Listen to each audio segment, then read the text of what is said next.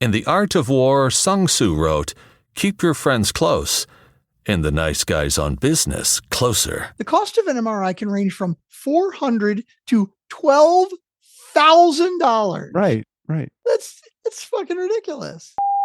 Get it straight, Buster. I'm not here to say please. I'm here to tell you what to do. And if self-preservation is an instinct you possess, you better do it, and do it quick. I'm here to help. If my help's not appreciated, then lots of luck, gentlemen. If I'm curt with you, it's because time is a factor. I think fast, I talk fast. I need you guys to act fast if you want to get out of this. So, pretty please, with sugar on top. Listen to the Nice Guys on Business podcast. Most days, they take their meds. This is not one of those days. Welcome to Fuckery with the Nice Guys. No interviews, no business content. Just your two favorite slack-jawed mouth breathers ranting about whatever. Now, strap yourselves in for Nice Guys Fuckery with the kings of fuckery, Doug Sandler and Strickland Bonner. I don't think so. I have not downloaded the voicemails yet, but I can do that while we're rolling because I'm a pro like that. And trust me, listeners, you'll never even notice. Except for all the exposition you just gave to them. So they'll notice for that reason and that reason only. I'll edit it out. What? That requires work, effort, and some caring. You know what I have to say about that? For anyone who has been a listener for any amount of time, yes. Number one, welcome back. My name's Strickland Bonner. On the other side of the microphone, Mr. Doug Sandler. Hey. And number two, they know when they hear me say, I'll cut it out in editing. It's a fucking joke. I'm saying it is a joke because it's never going to get fucking edited out. You know, it takes me a few times to get used to your jokes. I don't 100% know. But what I would like to say to everyone in our community is not only the welcome back, as Strickland just had shared, but welcome to season 3. Oh, yeah, that's right. We're in season 3. We are badasses. What can I say? We are rocking and rolling. So first season was episodes 1 through, I think, 1,000. Is that correct? That's correct. Yes. Second season was 1,000 to year 10. Right. Or, in other words, the change of seasons is completely arbitrary and up to us. We may decide next week that, hey, March sounds like season 4. Who knows? Would it make us any more popular to be season 4? You know what I was thinking about? Should we change the category that we're in from business should we change it to leisure? Can it be fuckery? Is there a fuckery category? Because that's where we belong. There is a personal journal category, I believe. Ooh, I kind of like that. I got to tell you, because business. Well, here's the problem, though. It's like I know. The Friday fuckery versus the business on Monday, because it's still business on Monday. And we tried splitting the show off and realized that was a disaster. Really... That was kind of like the new Coke debacle. We're not. Can I get new Coke anywhere? I don't think so. I don't think that you can. And you can't get old nice guys anywhere. Well, you can only get old nice guys right here. So exactly. Yeah, and is there such thing as young nice guys? Even when we started, we weren't that young. Have you been into any like the novelty shops, like the little kitsch shops, and seen Old Guys Rule, the T-shirt? Oh gosh, yeah, absolutely. So who created that? And maybe we need them on the show because they've created an empire out of Old Guys Rule merch. And our merch is it's flying off the shelves, right, Tim? Right, Tennessee Tim? Yeah. So maybe we need the Old Guys Rule merch people on the show to teach us a thing or two about getting shit together here. I don't know. I couldn't agree with you more. I've got a shirt that it is one of my favorites that it says, "It's weird being the same age as old people." Right. Because that's how I feel. I don't feel old, but when I look at the calendar, it's like, yeah, I'm the same age as old people. I have conversations like this with my mom, not frequently, but every once in a while I'll ask my mom, what's it like to be, she's 91.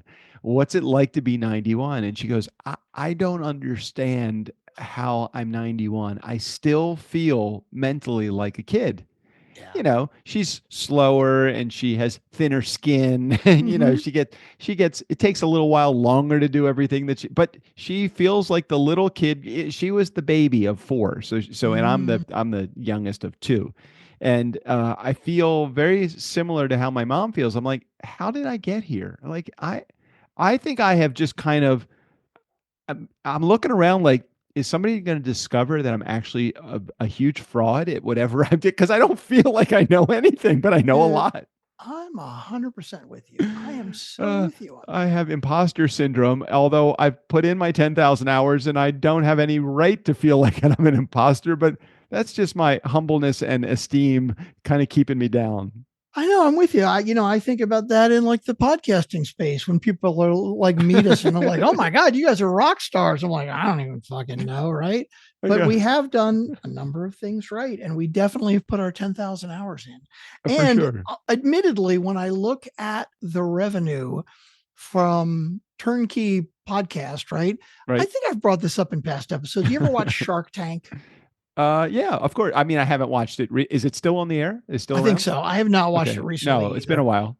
But they'll be like, they'll roll something out, and then the Right. guys will be like, I don't know, they're indifferent. And then they're like, so what's your sales? And they'll be like, well, lifetime, I've done $483,000 over 4 years. And they're Right. like, oh wow, that's amazing. And I'm like, that's fucking nothing. We're crushing the shit. We have done a few $1 million I know, it's in sales, crazy and to think about. it'll be even greater once we actually figure out what we're doing.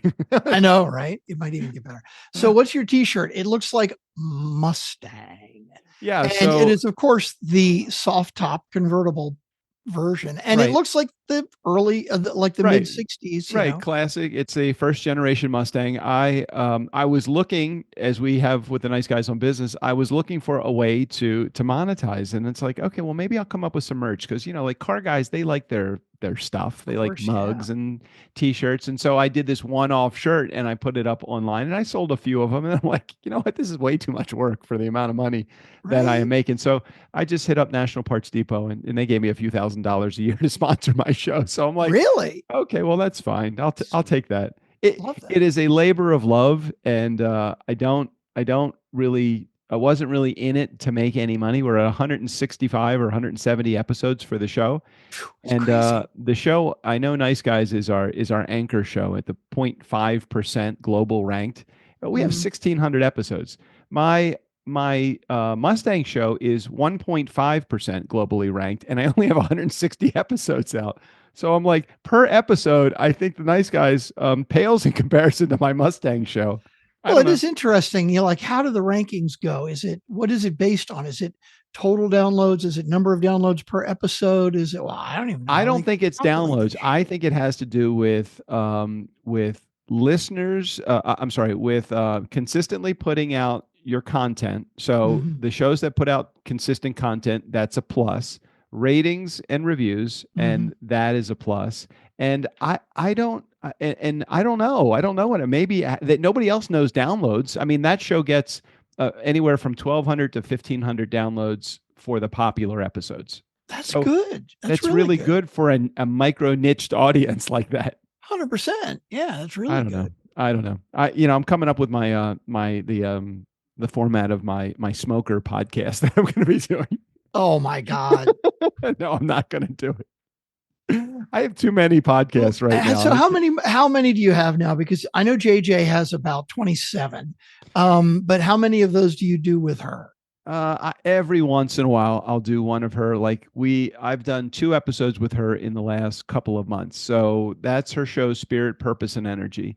Right. And But you're like then, guest host every yeah, once in a yeah. while. That's no big deal, right? The That's only not, shows that I really do with any consistency are my Ford Mustang the Early Years podcast and Nice Guys on Business. BizWiz we gave to Dan, who every Mhm, once in a while does that until he quits. mhm. And then SedX I haven't done in a long time just because look, we found our monetization source through the publishing houses, and BizWiz and Nice Guys is the way to do that. I, Agreed. I don't know. There's so many other avenues that we could probably explore if we actually had some level of imagine the business that we could do if we actually had some motivation to do the work.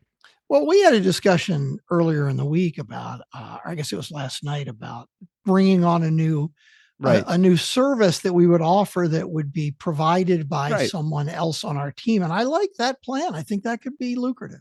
Yeah, I think there is a way that we could do less work and make more money by bringing on other people, That's the underpaying them perfect and overworking combination. them, underpay them, overwork them. I think it's the best formula for team members, don't you? Well, as long as they're happy, I'm happy. As long as they're happy, God, every time I go and I quote a client, I have you in the back of my mind. You're actually gonna get that amount of money. I'm like, yeah, because do you want to work for less than that? Like, I don't want to work. I don't want to work for less than that because I know how challenging sometimes we don't know. If I had a crystal ball and I could say, you know what, I can look in the crystal ball and say, this client is going to be really easy. So we're going to charge them like 30% of what we should. Mm-hmm. This client is really going to be a pain in the ass. So we're going to Mm-hmm. charge them 300% more than what they should be, what they would be paying if they were an easy to get along client. We don't have that luxury of having the crystal ball. So everybody pays the same thing pretty much. I'm Well, sorry for the easy clients, but there's only a few really easy clients. No, Most Doug, of them are high every demand. time you come back with a contract, I am all ears and loving what you're doing. And that's why you're in sales. And I know there are some times where, I will have a discussion with you about what it is that you promised, and I'll see the contract and I'll be like, dude, we got to talk because I need to clarify. And sometimes when I bring up that conversation, I Yeah. feel a little tinge Yeah. of from you Friction, little friction. a friction, like you feel that I am pushing back as to like Doug, what the hell did you give away for the price? But I want to clarify that every single time, bar none, every single time when I've come to you with that, I am coming to you with the context of I want to over deliver whatever it is you promised. I just need to clarify. Now, after I've clarified, every once in a while, there is you fucking gave the farm away on this, but it's very rare. It's very rare. It absolutely is coming from a place of, I want to make sure we are giving them what you promised or more. So in 1988 to 1991, sorry, I worked for a company. No, 1990, 88 to 90. I worked for this company called, you may have heard of them, Blue Cross Blue Shield. Right? Oh my God. Did you really work for them? Okay. So I worked in a small computer division of theirs before computers were a thing, called Medix, MEDIX, in northern New Jersey, where I lived at the time. And I had this sales manager that came from the corporate Blue Cross and Blue Shield. And have you ever bought, you've had to choose like health insurance, right? Yep. So when you choose life insurance, like what do you get? Like what do you have? Not what are the deliverables, but like what are your options? It's like PPO and HMO and right. all the other OOOs. And if you said, you know what, I like the idea of having a PPO, but I kind of want the prescription plan built into that, and I want dental thrown in there too. And you're looking at the pricing sheet, and it's like it's not there. So what does Blue Cross and Blue Shield say if you want all of those things, but they're separate plans? What do they say to you? I don't remember. It's been a long time. What do they say to me? They say, fuck no. You pick one of the packages that we have. We have package A, package B, or package C. You get to choose your deductible, and you get to choose your premium based upon the deductible amount and the deliverables that you want. And I'm like, well, but no, you don't have the choice. So from 1988 to 1990, when I was very green and selling, that I kept getting beaten up because I would come back to my sales manager like I come back to you right now. Right. This is what I've sold, and I'm sorry, it doesn't fit neatly into a package. So I have that PTSD from Susan Rose was her name. She used to yell at me. She's like, I can't, you've got to go back to the client and tell them you can't deliver that. I said, well, I sold that to them and I was really enthusiastic about it. They believe me and I can't go back on that. She says, well, you're not making any commission on this because I'm not selling. You may as well tell them they can't have it. And I'm like, you've got to be kidding me. It's so simple. It's right there. It's just combine that service with that service. We can't do that. I'm like, okay. So enough of that. And I got, thoroughly PTSD'd to death. So Those And of 2 course, years were early on in turnkey, like we've been doing turnkey, what? I don't know, 7 years, 8 8 years. I don't years, even know something when like we that, started, right? right? Yep. And you would do that to me, and I'd be like, okay, fuck, come on. And I tried to come up with the same thing. I tried to put guardrails on. And then at one point I was like, why am I fighting this? Right? Like whatever it is that he's selling, as long as I can figure out a way to deliver it, Yeah. it's not like you were selling it cheap, right? Uh, It wasn't like you were giving the shit away. You Right. were I just had to figure out how to make sure that we were delivering what you promised. And that plan has been working wonderfully for the last 4 or 5 years. I only think that works well in the entrepreneurial community, though. I don't think that works well Mhm. if you're, if you're in a franchise, they don't No, like that. it's They not an don't like option. that. They like their system. It's not They- an option at all. Yeah, right. I saw an interesting post the other day. It was a list of major, first world countries, right? Yep. And it was like Germany, and the count it was number of people who have gone bankrupt Mhm. last year over healthcare costs. Germany 0, Switzerland 0, UK 0, Japan 0, China 0, and then the United States 335,000. Whoa. Yeah, it's incredible to think about because you know why? Because they all have fucking socialized medicine. Well, how does that work though? I mean, how do you like if somebody wants to be I know it's hard to reverse the clock and say to a guy that's making 2 million a year because he's a neurosurgeon and saying, "Hey, we're going to pay you $150,000 a year because that's what the market bears because we're socialized medicine and that's we can't pay any more than that." How do you reverse the clock on people's income? Because isn't that in essence what we would need to do in order to have socialized medicine?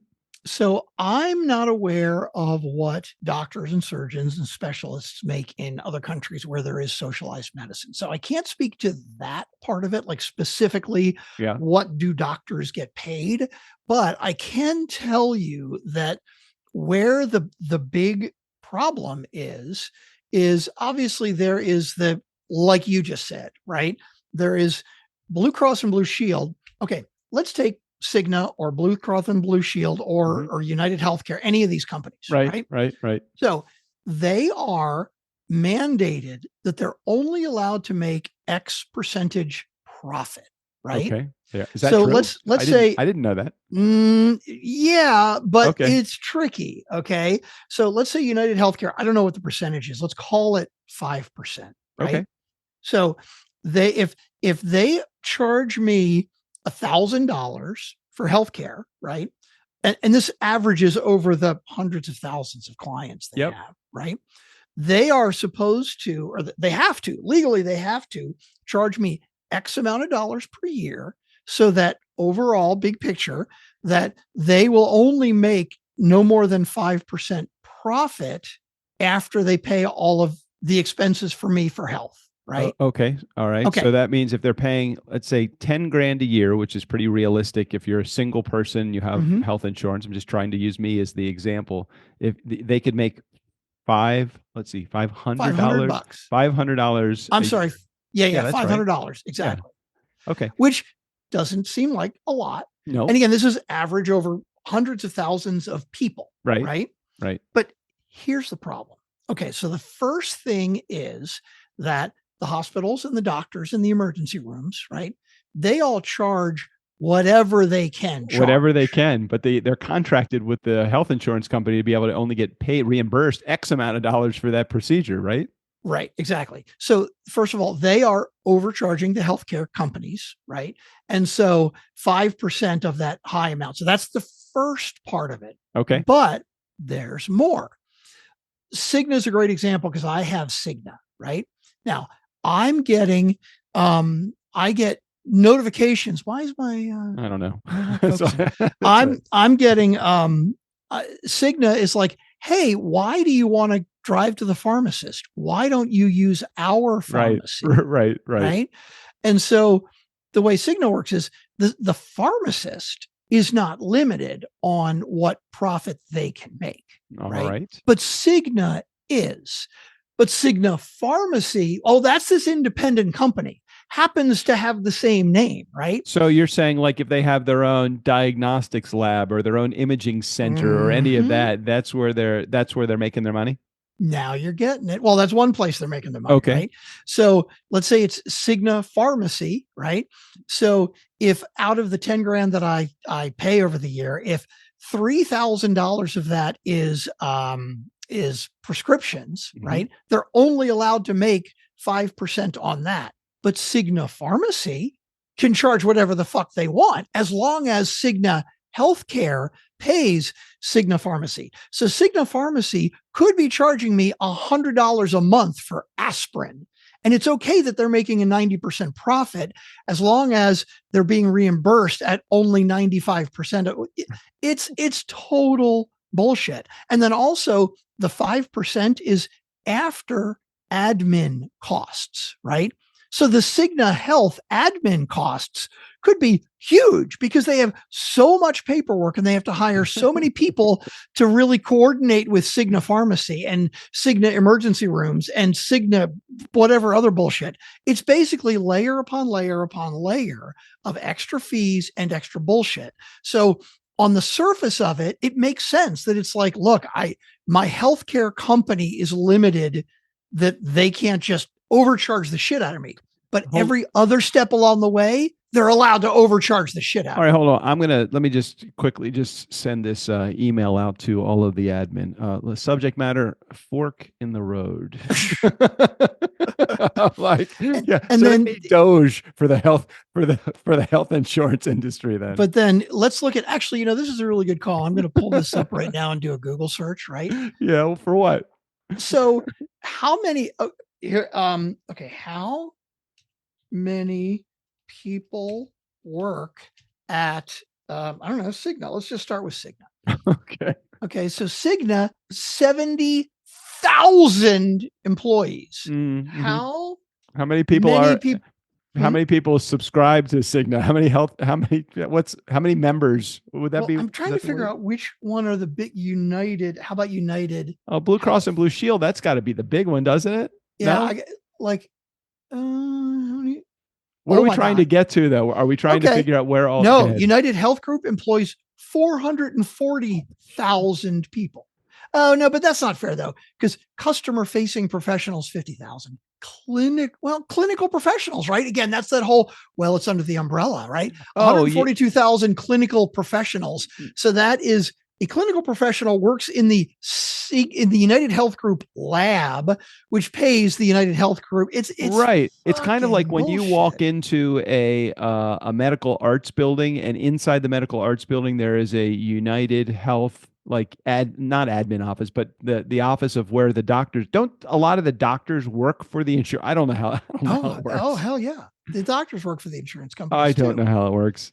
It's got to be big pharma. Big pharma is involved somehow. United Healthcare Group, 379 with a B billion dollars. Now, hang on, that's their gross. Now, let's say gross isn't fair. Let's talk net, right? Because like Washington Talent Agency, I won't say what we were doing a year gross, but really the agency is only getting a percentage of that, right? Let's look at their net income. United Health Group net income. What do you think their net? Like, so this is net profit. What was their top line? What was their top line? $379 billion. So right? I'm going to say $5 billion was their net. Really? More than that? Higher. So when you have an organization, and they're not a nonprofit, are they? Or are they? No, they're a for-profit company. So okay, so can you maintain stock in the healthcare? Yeah, companies? You can buy. Right, I should buy fucking stock in United Healthcare. Oh right? God, more than $5 billion. I don't know. Well, 15 billion with a B. What is $15 billion? What's profit? What does the CEO make? The one that's not dead. I don't care about that. But you look at the company. This is a healthcare company. One company, 15 billion in net profit. The next one, CVS Health Corp, 7.3 billion. Well, they're the drugstore people, aren't they? Well, you get batteries there. So the parent company of leading drugstore chain because of pharmacy benefits management.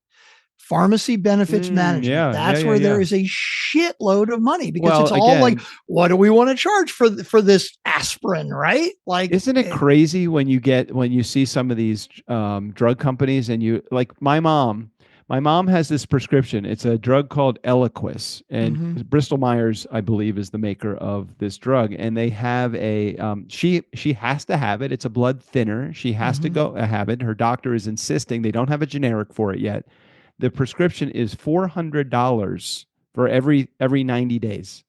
$400 every 90 days. Now, so that's what she has to pay? That's what she has to pay. It does not, that drug is not, for whatever reason, that is not part of what gets covered by her. Okay, that is her out of pocket. But that's what she has to pay. But how much is the insurance company? And in her case, that would be Medicaid, which is Medicare, right. Which is our tax dollars. Right.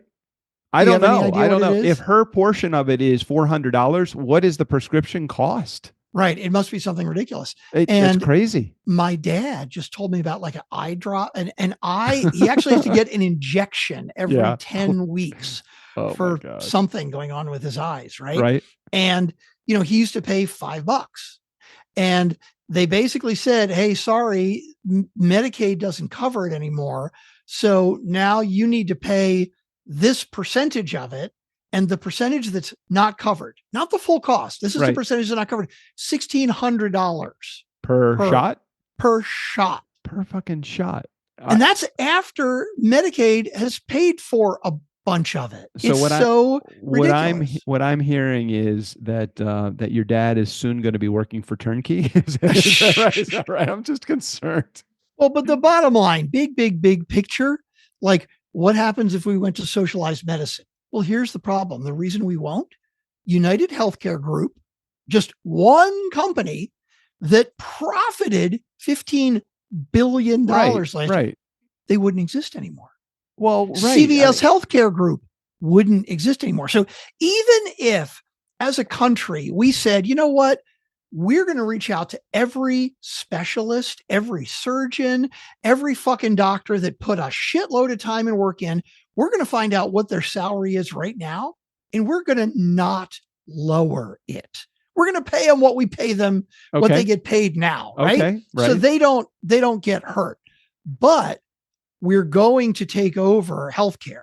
So United Healthcare Group won't exist anymore. Are you talking about the government is going to? Okay, can we just play on that for just a second? Right, socialized medicine is basically the government. I mean, again, I don't know the details. I could be totally wrong. Somebody should correct me on this if I'm wrong.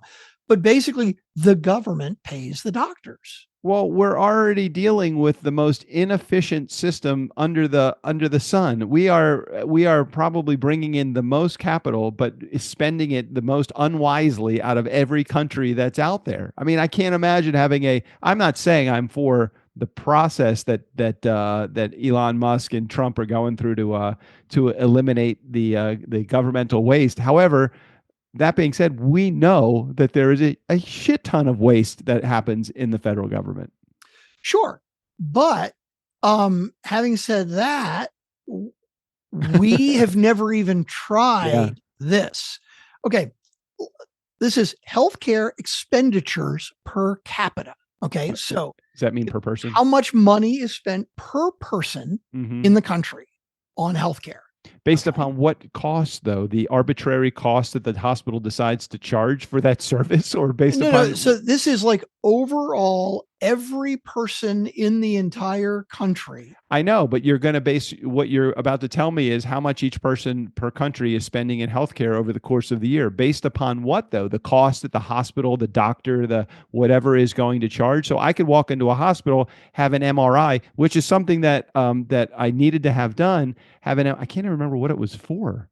What the fuck was this MRI? Anyway, they wanted me to have an MRI. Oh, I remember, because I have an elevated PSA level, which is prostate. So elevated level, and I said, okay, well, sign me up for an MRI. My portion of it, $4,700. I'm like, fuck out of here! Are you kidding? I'm not doing that. I'm not paying $4,700 for the cost. That would be my portion of it. So fuck no. So if I go to Canada and I have an MRI, am I paying $4,700 for the MRI? This is crazy. I just did a Google search for what does an MRI cost. The cost of an MRI can range from $400 to $12,000. Right. That's fucking ridiculous. Well, okay, It's but so what is fucking ridiculous. what is the actual operating cost of an MRI machine? Now, I know it's hard because you have to have somebody to interpret it and you have to pay a portion of that, and then you have to pay for the hospital gown that you're putting on and the time that the rent from the hospital that has the machine in it, or the imaging center, and you're paying their rent. But like, what does the actual cost of the MRI process cost? Yeah, but you see that's the problem. Everything that you just said is all the on top of, on top of, on top of, on top of. Right. Now, you go to Canada and basically like there's no cost for the gown. Again, I'm talking out of my ass here, but my understanding of the way it works is everything having to do with healthcare, the government takes care of because they take it out of the taxes. So we pay a small percentage of our taxes Right. to Medicare and Medicaid. Right. I got it. And we pay for private health insurance, either through our company if you work for somebody and maybe your employer covers a lot of it, or right. we pay for it ourselves. Right. So the difference is we, instead of paying 5% or whatever we pay in Medicare, Medicaid, we would pay, let's call it 10%. I have no idea what it is. We would pay 10% of our taxes. We'd pay more in taxes to Medicare, Medicaid, but there would be no private insurance. Well, how do you feel about it? I mean, you work for a company and part of your benefits package is health insurance. You don't pay for you probably pay a small portion of it, right? You have family insurance and maybe your kids are on it or whatever. I don't have any health insurance outside of I do have health insurance, but I don't have a company that pays for health insurance. So my health insurance is $1,100 a month. Now, I do have a small subsidy that I get from the state of California for being on Covered California or whatever. But if I didn't have that, I would still be paying, I'm paying the bill. So I'd rather pay that in my tax bill and have, I hate to say it, and not have to worry about Right. a $4,000 MRI. It's like if you need something done, you get it done and it's done and you don't have to worry about paying for it. That is socialized medicine. I am and big picture, am I for it? Yeah. Small details of how to do it, no. Yeah, it's fucking complicated. Would you say? Go ahead. The biggest reason I think we should do it is United Healthcare, $15 billion in profit. CVS, 7.3. CVS Health, not the fucking drugstore, right? Right. The Health Corp, which is the medical side, 7.3 billion in profit. McKesson, 3 billion. So, I mean, are you insane.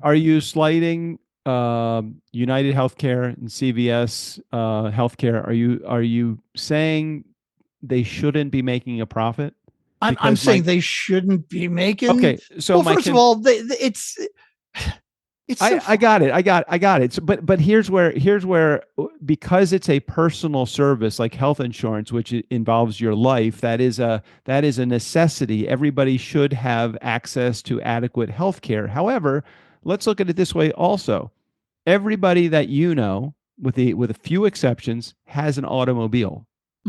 Why isn't automobile mechanical repairs? Why isn't that socialized also? Everybody needs one. We have to get around. We can't survive without a car. Why are we paying for internet? Everybody needs the internet. Why do we have to pay for groceries? Groceries should be socialized. Everybody needs to eat food.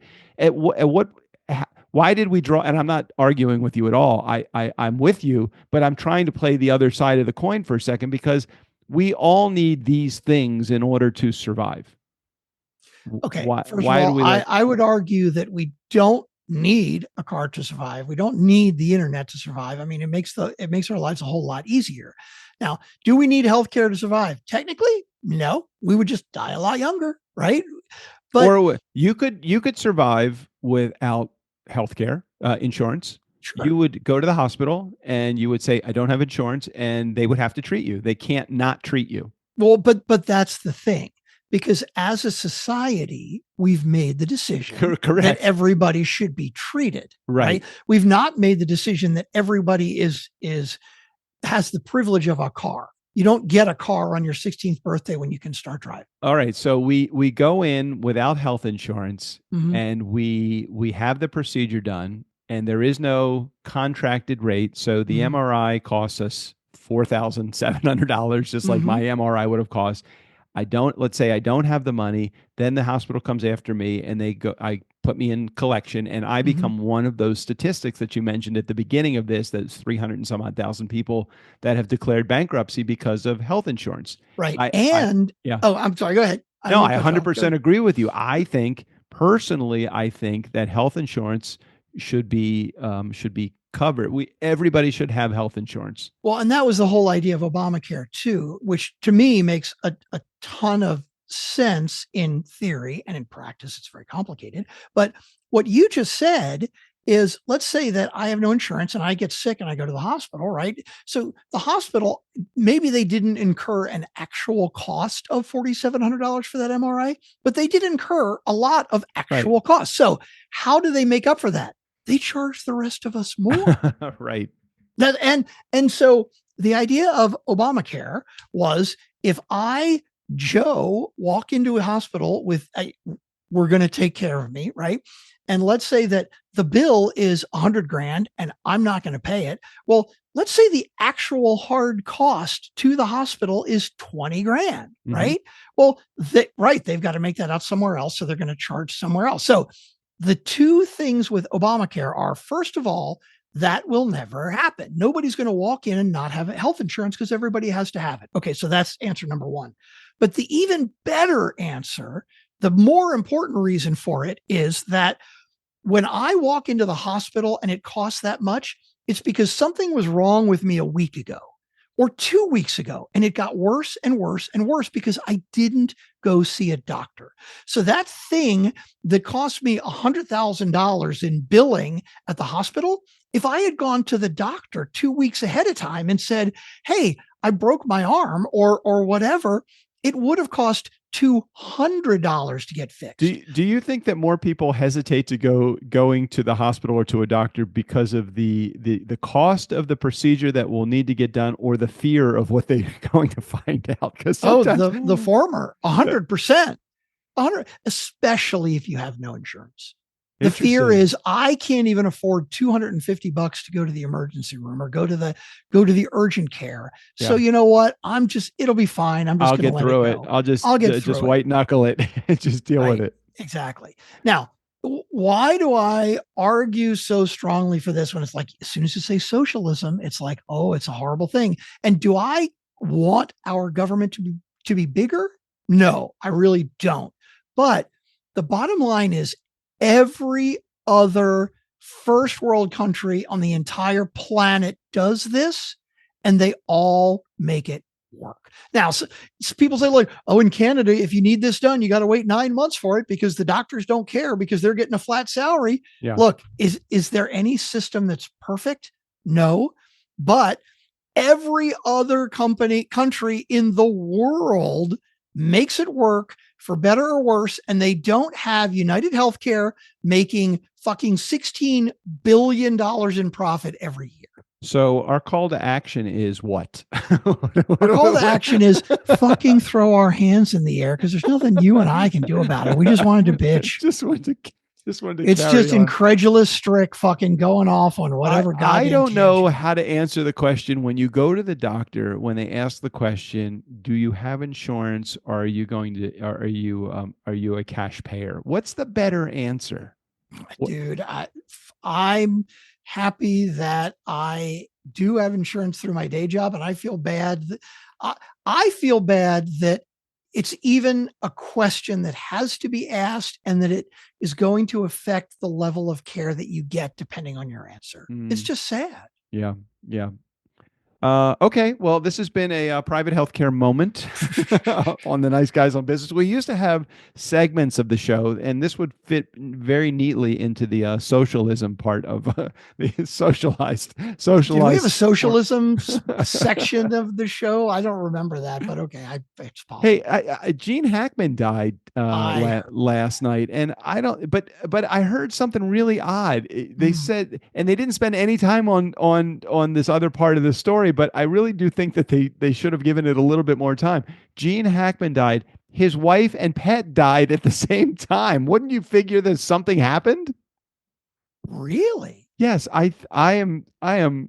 Hold on a second. His wife and pet died at the same time? Who died with Gene Hackman? Okay. Let's see. The Santa Fe County Sheriff's Office confirmed the deaths on 26 February 2025, approximately 1:45. Sheriff's deputies were dispatched to an address in Hyde Park where Gene Hackman, his wife Betsy, and a dog were found deceased.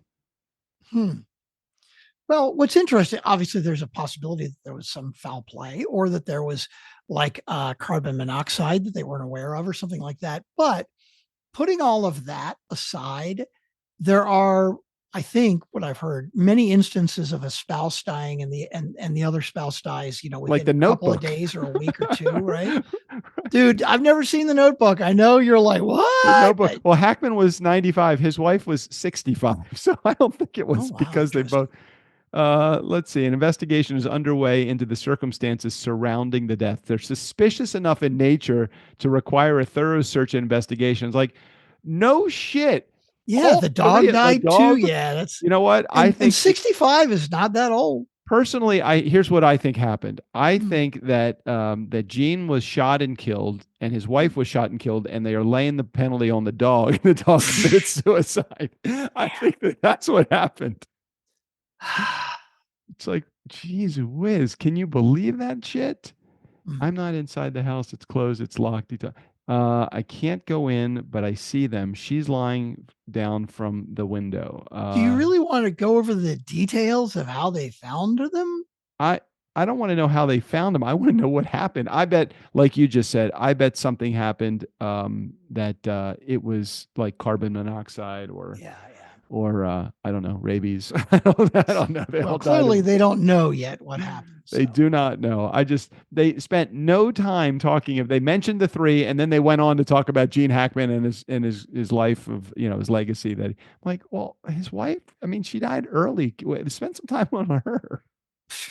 Okay, we got some voicemails, and more importantly, Strickland, right now, I am in the middle of a smoke. So right now there are two very nice 2.5 pound racks of ribs on the baby backs on the smoker right now. And let me look at the app. I can tell you I've not made dinner yet, so I'm gonna be getting a little hangry because you backed our meeting up 15 minutes, so I'm gonna get even more hangry. Hold on a second. I believe that you backed the meeting up 15 minutes. No. Didn't you? I got a notification that said 5:45 instead of 5:30. I was like, okay. Didn't you ask me to change the meeting time? No, I don't think so. Wait a second. Maybe I did. I don't think I had anything on my calendar today. I could be wrong. Hold on a second. All right. While you play the first voicemail, I'm trying to think of what I might have asked to go later. I'm going to get to the bottom of this. Hold on a second. You could be right. I don't even know how far back I would have to look. It would have to be. Well, I mean, I wouldn't have asked you like a week and a half ago. It would have been a couple of days ago. No, it would have been like a couple. It would have been right. So I swear, I'm like, I don't know why the meeting was. I even looked at the calendar today. I'm like, why is this at 3? I didn't have anything that was bumping. Same thing. I got a notification. I think it was today. Maybe it was yesterday of like, hey, the meeting time's moving. I'm like, okay, whatever. Meeting time. I'm trying to figure out direct link the episode. My pleasure. I don't know. I don't fucking know. So weird. Okay, well, go ahead. Let's play the voicemail. Now this is gonna really challenge me here. I gotta find out why if you can look through texts too. I would have emailed you or texted you. It wouldn't be like hold on a second. Maybe it was a text. Let's go over to text. Here we go. Let's get rolling. I'm getting hungry. All right, let's see. We got a voicemail from Jared. I said a voicemail from Jared. You know a voicemail from Jared. Nobody else will call. We got a voicemail from Jared. Screw the rest of y'all. This is really going to fry my fritters here.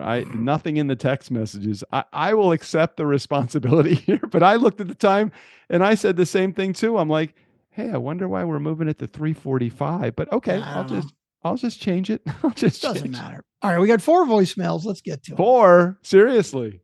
Okay. Yeah, but I happen to know I've got a little insider information. Oh. I didn't look at the Okay. the phone numbers or anything, but I do believe that 3 of them may be from one person. Oh, okay. That's cool. And not Jared. Whoa, well, that's very interesting indeed.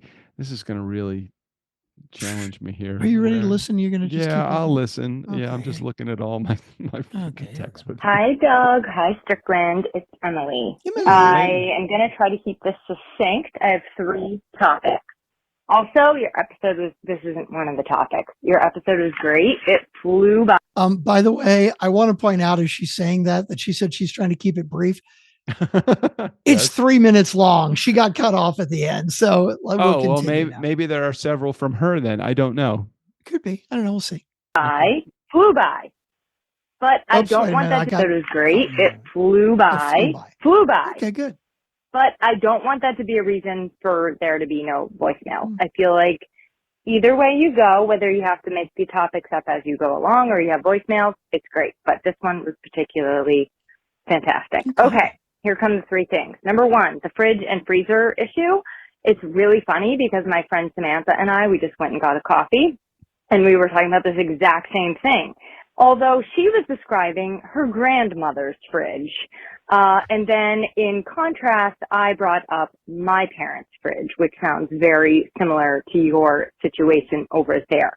I don't think that the fact that it's identifying per se with those 2 demographics is boding well for your situation. But I'll just say, in our home, we keep a very lean pantry and have the things that we need with some extras, lest there be a situation where we need to, like bunker at home forever with just oats and toilet paper. I don't know. All right, so there's that. I've just never been I think because my mom was such like a stocker-upper and like hoarder and like kept as much food as possible at all times, even when we wouldn't eat it, I'm like just the complete opposite.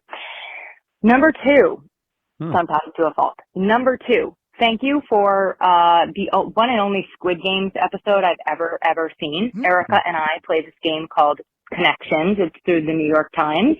And recently I won the game, got a perfect score, got the category, all thanks to Squid Games, because the one episode I saw, they were like making shapes, umbrella, star, triangle, and circle, I think. Such a great episode. I got the category thanks to that. So I actually want to give Strickland a direct thank you for that. I will never ever watch it again. Okay. But the one episode I did watch was helpful. Number 2, regarding the egg prices. Hold on. And Stop here for just a second here. I was with her on topic number 1, which was the refrigerator. Then topic number 2 was the Squid Game, the games, right? That was topic number 2. And now she's said and the last one, topic number 2. So I'm not sure. I just think she missed a number. I just wanted to point that out, Emily. Be more careful with your numerical chronology. Okay, keep going. Okay, here we go. Back to the egg prices. And the avian flu, and not causation, but correlation. So all I'm going to say, you shut down a bunch of civil service offices that are doing, let's say, research on things like the avian flu and helping to prevent those things, you're going to miss more of those issues. And the more of those issues that we miss, the more things will happen, like the price of our eggs will be affected. That is all I'm saying. My aunt actually, weirdly, is part of a team that does a lot of avian research. And so I happen to know about some of the very specific cuts in that area that have impacted things like this. That is all I will say about that. Okay. All right. Wow, Well, and that's interesting. She said, okay. And I didn't hear her get cut off, but I know there is a 3-minute limit.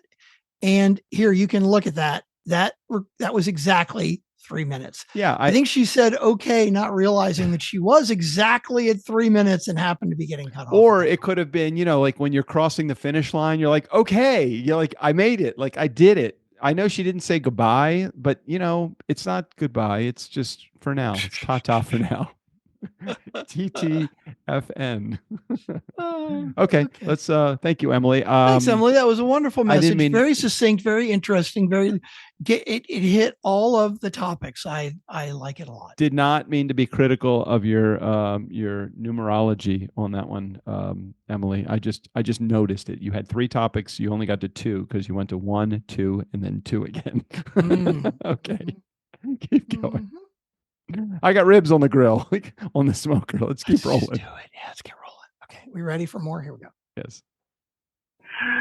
Doug Strickland. Doug, it's been too long. Oh my God, Sally. Hi, guys. Hi. I am calling because it's been so long since I called and left a voicemail, and I was listening to the episode, and I just wanted to put a little aside note in there. Strickland was very kind of heart to not mention that I have a shit ton of stuff in his garage. Originally, I was supposed to move into an apartment, which, long story, I won't tell it. I'll just say I didn't end up moving into the apartment because Strickland said that he would like me to move into his house, and so I did. And that's awesome, by the way. And now I have things in the garage and things filling his house. I'm definitely a thing person. There are a lot of things that bring me joy. My things were not in his garage, and they're all in boxes. How many boxes are still in the garage? I bet there's still 20 boxes in the garage, like those banker's boxes. If my stuff wasn't in there, he would have very little in his garage other than his beautiful, cute, zippy little car. So he nicely didn't say, well, I don't have stuff in my garage, but Sally does. Anywho, thought that might be of interest. I don't know. I just missed you guys. Oh, have a great day. Whatever day it is that you record, I hope it's a great one. Okay, bye. Okay, so you've heard the old saying that and this is funny because this is actually what I was getting at last week too, is whatever space you have, you will collect stuff to fill it up, right? Yeah. So yes, technically Sally is correct that there is a good amount of her stuff in the garage. But what she failed to mention was that before her stuff was in the garage, the space that her stuff is now occupying was occupied by a bunch of shit that I had in the garage that I never would have organized or gotten rid of probably ever if I didn't have to. So I basically was afforded the opportunity to clean up my garage because I knew I needed the space. And I was very happy about that. And the stuff that is in there now is well organized and we know where it is. And I still have plenty of room for my car. And so I'm fine. But I would not say that the garage is packed to the gills other than my car, unlike your freezers. Oh my God, my freezers. I don't even want to talk about my freezers. They're the point of so much contention in my it's only me. It's only a battle that I have with myself because I just need to just give up and just surrender to the fact that our freezers are just going to always be filled with food. And that is fine. That is actually not a bad thing. There could be worse things that I'm having to deal with in life. So filled freezers with food that I will eventually eat or slowly gets rotated out. Totally fine. Like these 2 racks of ribs have been, well, we've only had the smoker for about a month. So I guess a month isn't a long time to have something in there that's like like deep frozen, right? That's not a long time. No, not at all. No, it's Okay. like a year is a long time. Okay, well, A month is no big deal. yeah, there's many things that have been in there longer than a year. I Mhm. think, Strickland, if I remember correctly, this is where we put the commercial and call to action for the Gaza luxury development project. Isn't this where? I am not even gonna go there. But Okay, all I'm gonna say is, did you see the video that he posted? I did see. It's insane. It's absolutely insane. Although some of the posts that I like, if you guys haven't seen it, Could Trump you put a posted, link in the show notes? Could you tell Yeah, the I'll show try and notes find writer? it, yeah. Could you put a link in there for it? Because it was what is it? pretty amazing. Trump Gaza It's video. these, Yeah, just it so came everybody up knows, if you quick. haven't seen it, it's like three people. It looks like a parent and two children, or maybe it's three kids that are walking through a tunnel. And originally the tunnel is like, when you see what's outside the tunnel, it's just ruins and a soldier and like dead bodies and blood or something like that. Like And like then- what Gaza probably looks like and then right like now. the next thing you see like some development going on through the tunnel with these same people, and then eventually you see these same three people and they're like they're frolicking on the beach because there's big high rises and everything Mhm. else luxury. I think that Trump just wants to make like Atlantic City out of Gaza. Which is, it's hilarious that you say that. You don't say like make it exciting, make it beautiful, make it like Vegas, Atlantic City, because he did own 2 casinos in Atlantic City, I think they both of which went bankrupt. bankrupt. Right. It's Both of which went because bankrupt. while I like the idea of having a well-developed project, you have to consider like the surroundings. No matter what you build there, people are going to be attacking it. Everybody that is in the Middle East is going to not want you to put whatever development project that you have going on. So now we've not only built the project, but now we've got to surround it with military because everybody's going to want to destroy it. Details. Yeah. No, but what I found, the thing that got the most pushback, which I agree with, it's all these fundamentalist Christian fucks that are behind Trump, right? That are behind the Trump and Musk, who between them have, let's see, what did I say the other day? 4, 5, 6, they have 7 failed marriages and 13 kids from 7 different women. And the Christian right is like all about them. Ooh, they're good Bible thumpers, right? One of the things in the video was this gold statue. It's obviously the whole thing's AI, right? This gold statue of Trump. And it looked like a 40-foot fucking gold statue in the middle of town square of Trump. And the best posts that I saw had the screenshot of that. And what is the commandment that says, "Thou shalt not put other gods above me," or whatever bullshit? Yeah, that's it. Idols, something about false idols. Or False something. idols. Yes, exactly. But it's okay in Trump's case because he's the real idol, right? He's the real second coming. So it's okay to idolatize him. It's fucking crazy. It's just insane. It's absolutely insane. If some Democratic president had posted that, the Republicans would be like lynching him. It's just, we only have 12 more years of him. That's all we got. Yeah, don't worry. You'll never have to vote again because, he's going to basically call martial law and say that you don't need to vote because he's just going to stay in power forever. Let's get to the last 2 voicemails. Next voicemail, and then I got ribs coming. Okay, here we go.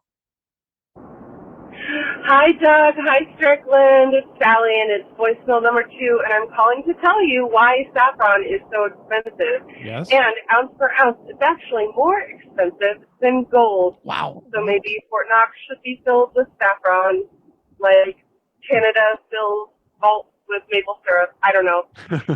Okay, saffron has to be, in order to retain the properties of the, I don't know if it's technically an herb or a seasoning, but it has to be harvested by hand from individual flowers at a very specific time in the season and only during the morning. Wow.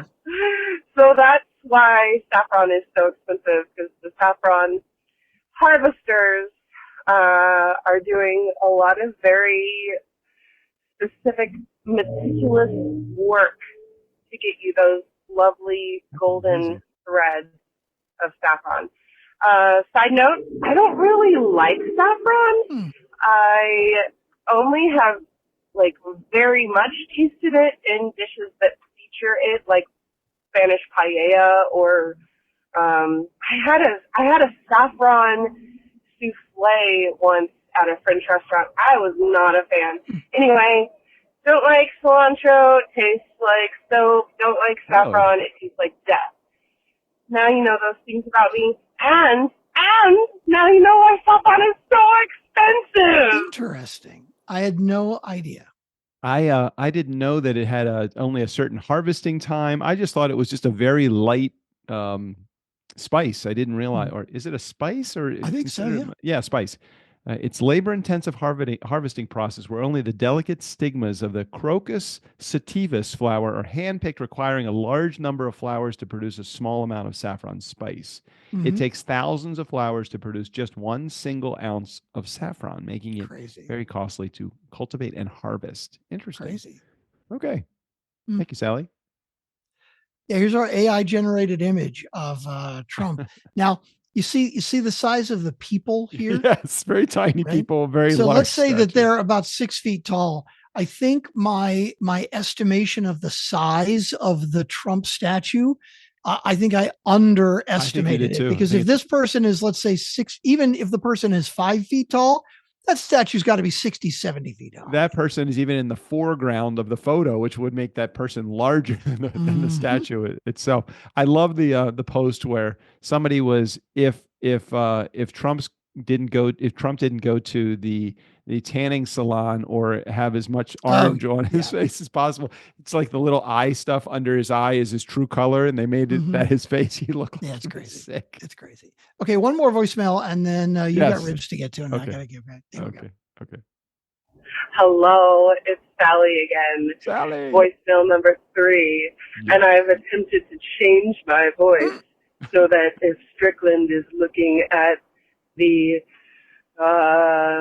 sound wave, he can't tell that it's me calling again. I was gonna say you're changing your voice after you introduce yourself, but no, she was doing it for the visual, which is it's very smart. It's very good thinking. Maybe he can tell, but I feel like I sound a little bit like his impression of Trump, so it's weirding me out. I'm calling you back for a 3rd voicemail because I forgot on my last one about saffron to say how much I love y'all and the show, and that you always pick me up when I listen to an episode. I just think you're super great, and I look forward to listening to more fuckery as my schedule maybe potentially gets a little less insane. I'm taking 21 hours this semester. I had to get special approval to overload, like, academically. Never again. No, it's too much. There's a reason that they're like, you should only take 19 credits. That is the max. That's what we're going to let you take. Yeah, because it's insanity. But that's all. Because now I've called and said how much I love y'all. Okay, bye. See, that's the kind of voicemail I like. They call when anyone calls just to say, "Hey, you guys are pretty fucking great."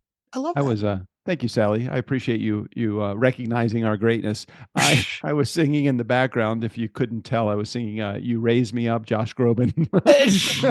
It's not doing a very good job at it, but I was attempting to sing that. Okay, Strick, I think we did it. I think we did it another week. We've wasted an hour and 7 minutes in somebody's life. I think we're good. I feel satisfied. Yeah. All right. Well, that is the end of season 3, everybody. Thanks. Until next time, Steve O'Brien, take us out of here. For the nice guys on business, I'm Steve O'Brien. Just when I thought I was out, they pull me back in.